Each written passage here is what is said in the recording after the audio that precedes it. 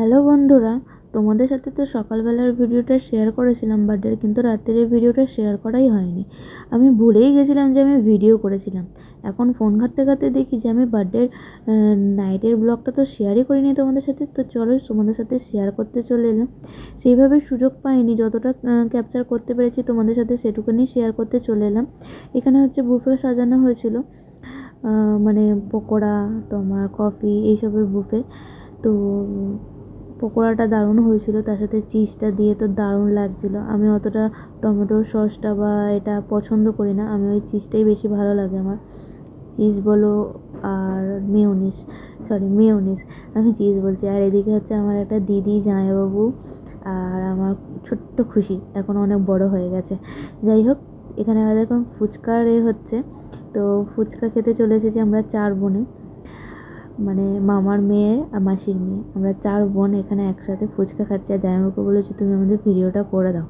জামাইবাবু ওখান দিয়ে ভিডিওটা করছে। আর এদিকে একটা মাসি এসেছে, তো আমি একটু হাতটা নেড়ে দিলাম, মাসিকে ডেকে নিলাম যে ফুচকা খাওয়ার জন্য।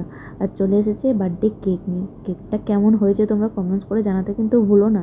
কেকটা কিন্তু দারুণ দেখতে ছিল, আর খেতেও কিন্তু দারুণ ছিল। আমার তো খুব ভালো লেগেছিলো। আর এইগুলো যতক্ষণ না কেক কাটা হয়েছে সবার নজর পড়েছিল এই ক্যান্ডিগুলোর উপর। শুধু কেকটা কাটার অপেক্ষা, সবাই ক্যান্ডিগুলো টুকটুক টুকটুক করে তুলে নিল। আর এইখানে ওই ছোট্ট বাচ্চা মেয়েটাকে দেখতে পাচ্ছ, ওটা হচ্ছে আমার ভাইয়ের মেয়ে। আর ওর কদিন পরে হচ্ছে অন্নপ্রাশন, তো ওর ব্লগও তোমাদের সাথে শেয়ার করব।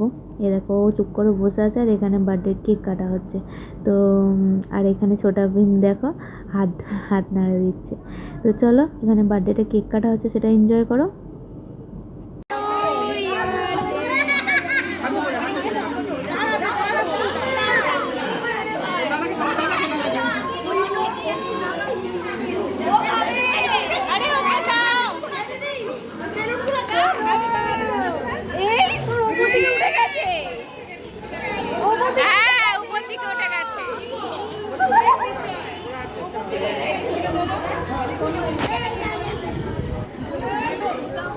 তো বার্থডে পার্টি শেষ হয়ে গেল, আর বেলুনগুলো কোনো কাজে তো লাগবে না, সেই জন্য আমার দাদার ছেলে আর আমার ছেলে দুজনে মিলে বেলুনগুলো ফাটিয়ে ফেললো।